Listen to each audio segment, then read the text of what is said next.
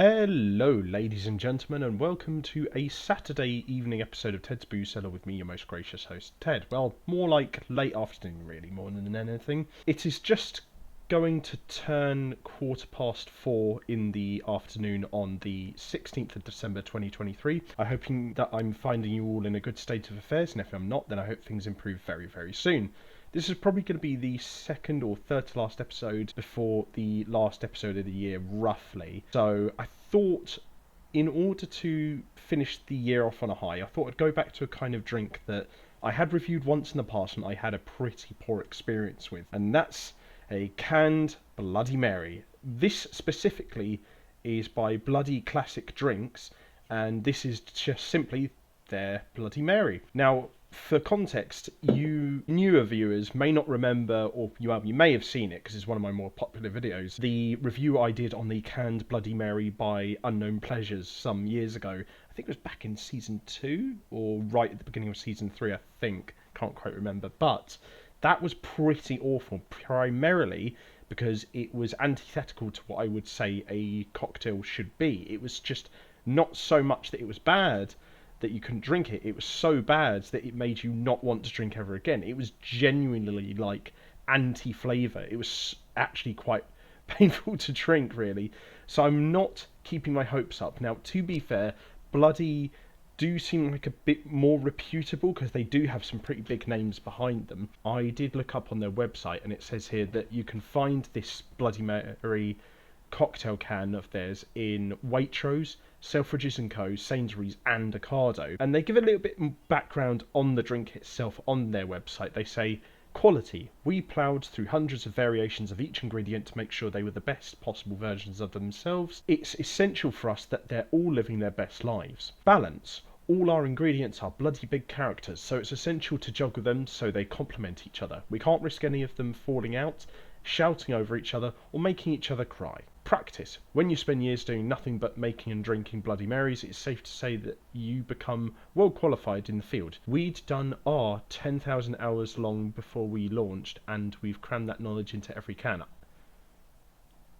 Unless I'm an idiot, that seems like a grammatical error, but either way, they kind of just get to the point, which I do really appreciate. And I will say, I actually do quite like the design of the can. It's a bit more, trying to be a bit more iconic than the one from Unknown Pleasures. You know, it's just very simple. White writing, red background, boom. Punchy, simple. Looks really nice, actually, yeah. A little bit sort of dry and sort of characterless in certain aspects, but generally speaking, it looks pretty handsome. So I'll give it a good 8.5 out of 10. It does actually look pretty nice. I will give it that. But anyway, before we obviously see what this sucker tastes like, we must give it a quick snifter to see what our first impression's like.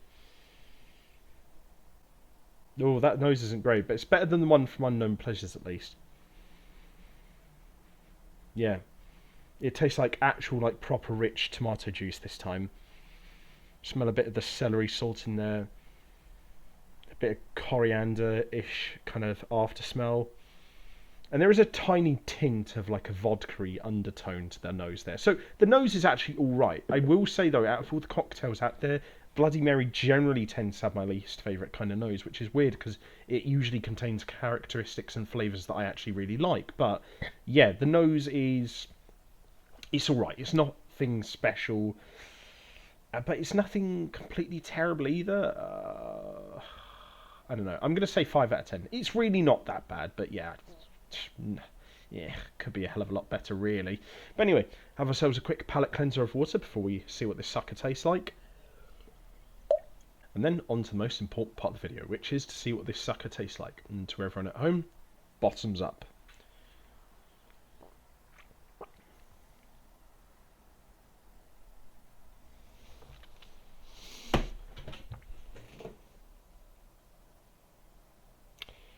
Oh, that's bad. It's not as bad as the one from Unknown Pleasures, but that is not great. It's not immediately as revolting as the one from Unknown Pleasures. I still find it generally pretty unpalatable. Oh god, yeah, I was going to give it a 1. Oh god, that after smell is so sour and so sharp. Ooh! Yeah, you get this onrush of like pretty low grade crushed tomatoes. And it's sort of just this onrush of just what feels like vinegar, pretty much. Like really, it's weird. It's like it feels like weak vinegar, but like there's way too much of it, and then you get this little bit of celery salt at the end, and then like virtually no semblance of and then virtually no semblance of any kind of like proper alcoholic taste either. Like no taste of anything like vodka or any other spirit really. It's pretty poor. It looks and tastes and smells a lot better than the one from Unknown Pleasures. That is damn sure. But for £3 from Sainsbury's, it's still too expensive. I've really got to be honest, and I'm sorry. I know they did do their best, and I think they should pat themselves on the back that they won a Great Taste Award in 2021, and they won an IWSC Gold Award in 2023. So clearly they've got some pedigree behind them, but I'm sorry, I just don't like it. Maybe it isn't even just necessarily this particular drink, because I can tell in terms of quality that on a basic principle of what a drink should be in this kind of sense, this is 100% better than the Bloody Mary from Unknown Pleasures. Miles, in fact, but it's still just not for me. I genuinely think it may be the case that I just don't like Bloody Marys, but then again, I guess you have to be in the right mindset for them.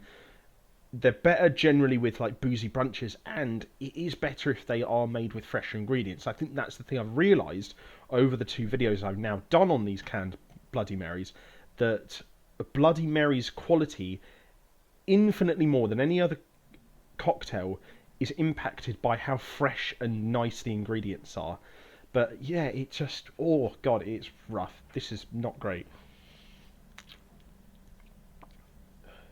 And the thing is, as well, the unpleasantness doesn't really hit you at first. Oh god, it's like a slow burner, and it whacks you right at the end. Oh god, yeah, that's bad. It's nowhere near as bad as the Unknown Pleasures one, but rough for sure. I would say 1 out of 10. Pretty bad. That is rough. I would not recommend drinking this if you ever get the chance.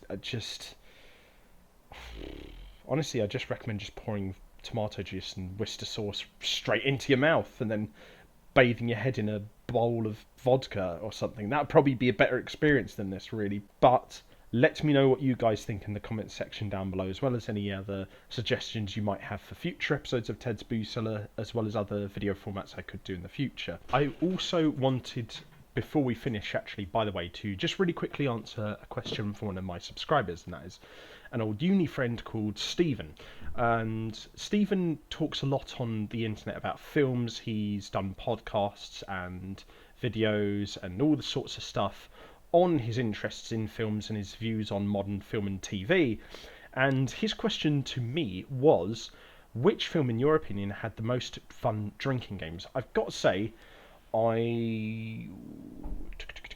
it's tricky to say, to be honest. I'm answering this as well because I was meant to answer this question from Stephen in the Q&A video, but sadly, and due to my own idiocy, I did forget, so sorry about that. But let's see, I think in terms of drinking games that everyone knows from a film, I'd probably say the one from Dazed and Confused is really funny. So whenever anyone says party, or a freshman's hit with a paddle, or the character Slater says man, like, it's just so stereotypically American. It's just, mwah, it's beautiful. It's like a McDonald's burger or grilled cheese with tomato and basil soup overlooking the San Francisco Bay. It's just like, it's ridiculous, but I love it.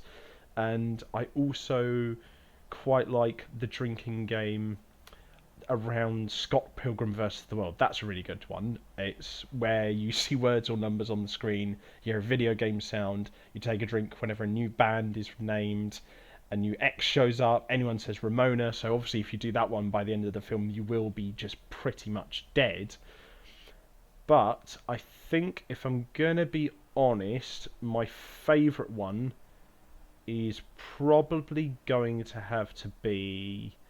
Oh, it's a tricky one because I'm looking through a list of really good ones, but I think... Oh, I know that one. It's the Marvel Cinematic Universe one. Now, I don't really like some of the more recent Marvel Cinematic Universe films, but this one is pretty good. It basically says take a drink every time in any one of the MCU films there's a fight scene, something explodes, there's a reference to another Marvel movie, Shield is mentioned, Stanley pops up for a cameo, R.I.P. my G, and there's a post-credit scene. It's if you apply that to any one of the Marvel Cinematic Universe films, you will pass out. But that's a pretty good one. But yeah, thank you for sending that question in, Stephen. That was a pretty decent one actually, and I'm apologising that I didn't put that in the Q&A. But anyway, if you guys like this video, as said before, leave a like, share, and subscribe. Leave any suggestions for videos in the video description. No, leave any video suggestions for future videos in the comments section. Check out my social medias in the video description. And until next time, have fun, stay safe with whatever you're doing. Don't do anything I wouldn't do. Wash your hands, drink responsibly, know your limits. And I'll see you guys at the bar next time on Ted's Booze Cellar.